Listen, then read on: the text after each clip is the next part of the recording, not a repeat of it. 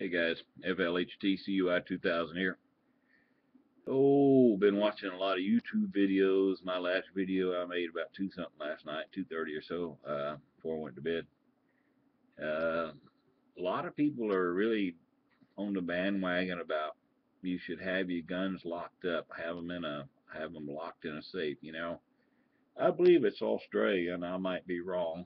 Uh, but I think you have to have the gun locked in the safe. Of course, they can't have any semi-automatics or automatics or stuff like that. So, and the bolt has to be locked somewhere else, and the ammunition has to be locked in if somebody were to kick the door in and come in to cause them bodily harm, you think they could go unlock the ammunition, get to the bolt, unlock it, unlock the gun safe, slide the bolt in, fill the clip up, sorry, magazine. Could be a clip if it's bolt action. I've got a Mosin Nagant that uses clips, stripper clips. Put it all together and do any good?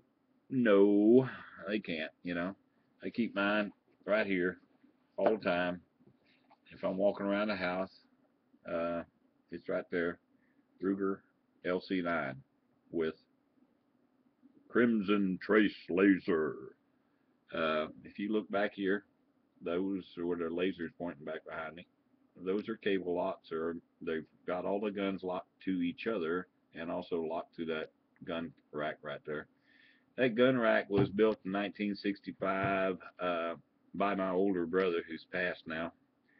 He was killed in Highlands, Texas, in an argument. The guy pulled a gun and shot him, killed him. So I'm familiar with violent gun acts, and yeah, strange because I grew up with guns on a ranch in Texas. We had guns and we used guns, and I got a J.C. Higgins 410 at age 10, and I was trusted to go out and not kill my fool self with it.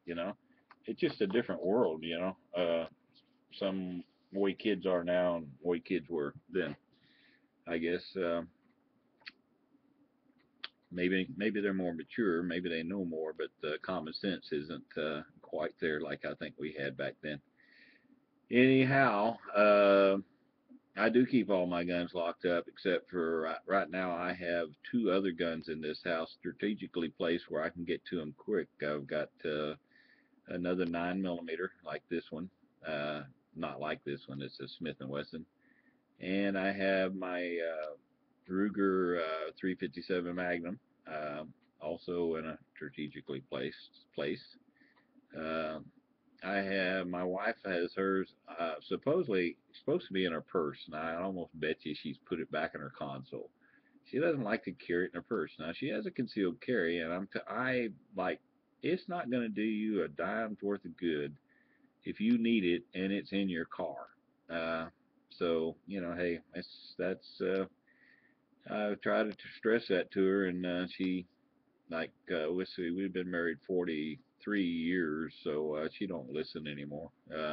Was a time for about 6 months there that she thought I was the greatest thing that walked the earth, and 42 and a half years later, she learned different, I guess. She's a good woman, uh, good to my children, good woman. Those of you that's divorced and separated and didn't stick it out through the hard times, we could have. I mean, good Lord, you don't stay together that long and not have a few problems, but stick it out. It's great. Life gets good when you're older and stuff like that too. So, uh, and it saves you tons of money for child support and alimony payment stuff. But you already know that. Hey, I'm rambling again, aren't I? Don't lock my guns up for that reason. Don't have small children to worry about when my grandchildren come over. Most of them are old enough to understand it. They don't bother guns. They are somewhat familiar with guns.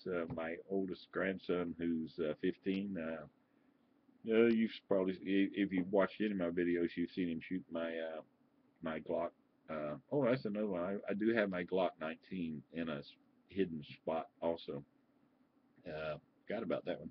I didn't forget about it. I just didn't remember to mention it. I carry that gun a lot of times around the house too, and might get back to carrying it. The Ruger, I bought the Glock 19 just a little bulky, Although I carry it, if I'm going out for a motorcycle ride or something like that, I've got an inside waistband Kydex holster I slip on, and I pop it in there, and away we go. Uh, Unfortunately, my leather jacket, my genuine Harley Davidson leather jacket that I wear when it's what temperatures like this, um, it's leather shrinks. Good Lord, I don't know why. I mean, it used to fit loosely, but now if I wear that gun on the inside the waistband, I can't make it connect there in the front. Ooh, doggies. I got swampland in Florida to sell if you want to buy it. Anyway, that's kind of the way that is. So I got the LC9. Uh, Truthfully speaking, if I'm wearing a leather jacket, it has an inside breast pocket. The gun fits perfect in there. But since the Glock has no safety on it, although I don't think pulling it in and out of that pocket is going to accidentally discharge. Since it has no safety on it, I feel safer with the LC9 stuck in that pocket. Which reminds me, I ordered a new magazine for it, and it's supposed to be in today. I have to go up to my local gun store and see if they've got it in. Hope they did. What else is going on? Uh, Warmed up a little today. Wind's kind of settled down. Life is good, as Hickok 45 says. I like Hickok. I I was watching him the other day shoot the Ruger Mini 14. They also make the Mini 30. I want the Mini 30. I want one. I've almost considered buying one, but them like anything else, they're all sold out right now. So like apparently, Walmart used to sell them, and somebody said Walmart quit selling guns. I don't know. I haven't checked.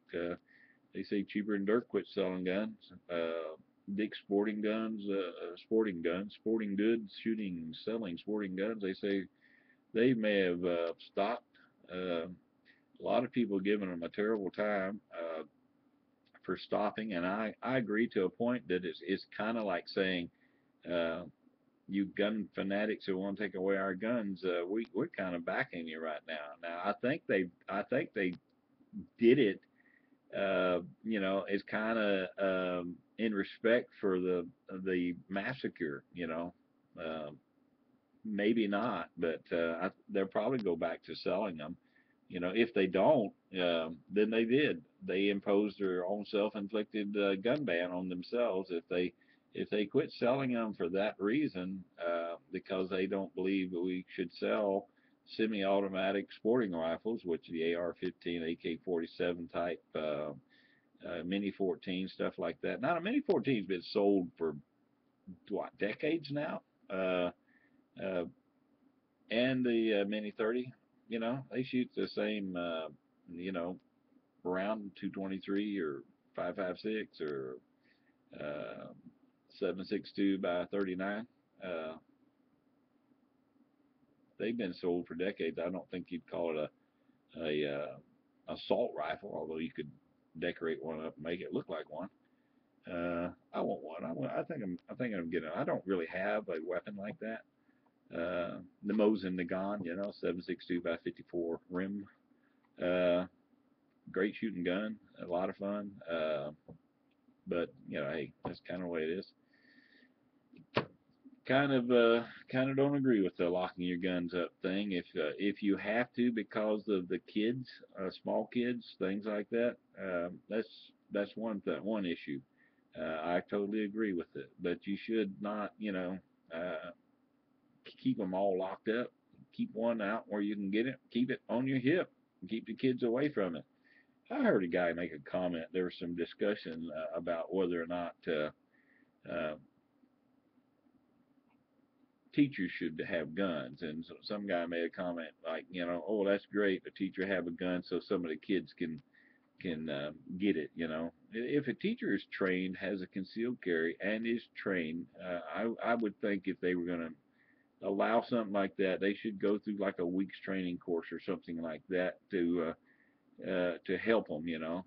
These teachers that rushed this gunman and were killed were mega heroes. Superman class heroes. It's just they had nothing with them. They just tried to run through and take him down. Well, kind of tearing up. Anyway, but Bill Clinton and what Janet Reno come with the 1990 gun ban thing that it kind of stopped and made schools uh, gun-free zones. So, back before that, when I was a kid and I was spending a night with a friend of mine and we were going to go dove hunting the next morning, I could take my gun in its case and lock it in my locker and after school get on the school bus, ride home with them, and nobody said anything about it. Of course, we're talking back in the early 60s, so it's a little bit different now. I understand that, but gun-free zones, just your targets. Sorry. And Bill Clinton and Janet Reno figured out a way to get this unconstitutional 1919 amendment passed or whatever it was to make them gun-free zones. So uh, can we blame Bill Clinton and Janet Reno for all the school shootings and deaths because nobody can be armed in them legally anymore? You know, I kind of think so. Anyway, I believe you should have a gun or you can get to it or keep it on you. Maybe you don't agree with that or not, but a gun locked in my safe when somebody kicks my door down or breaks into my house, it's going to take me too long to get to. I keep a 357 Magnum on my nightstand along with this little Ruger LC9 with Crimson Trace Laser. The Crimson Chin. That's a cartoon my grandson likes. Peace. God is good to me and mine.